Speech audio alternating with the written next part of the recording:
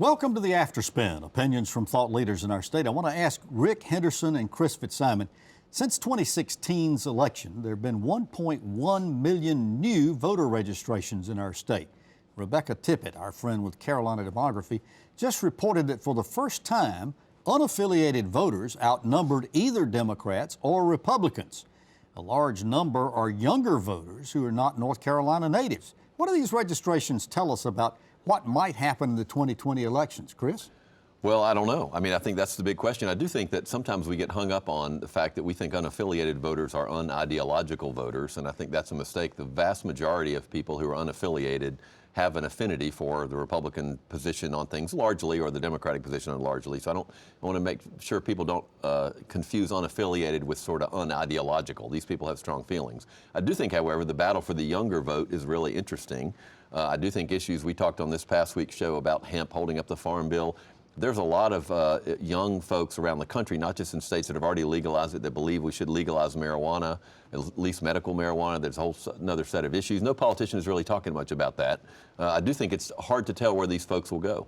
Rick, what are the advantages of registering unaffiliated?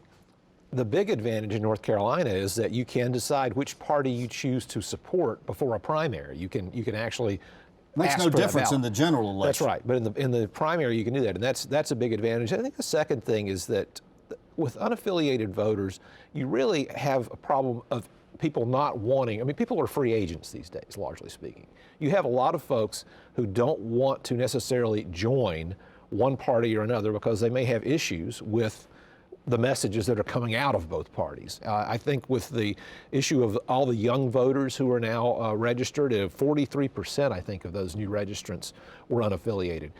Now, part of this issue and how, as Chris says, hard to tell how this is going to play out is that because of the motor voter law, if you got a driver's license, generally speaking, they're going to ask you if you want to register to vote, and you say yes. And so you don't really know necessarily if these people are inclined to vote or how active they're going to be. But I do think this campaign is going to be fascinating to see if there is a cohort of young voters who are motivated. They may not like President Trump's issues. They may be more likely to support a candidate like, say, an Elizabeth Warren, rather than, let's say, a Joe Biden. If those are the two finalists for the Democratic nomination.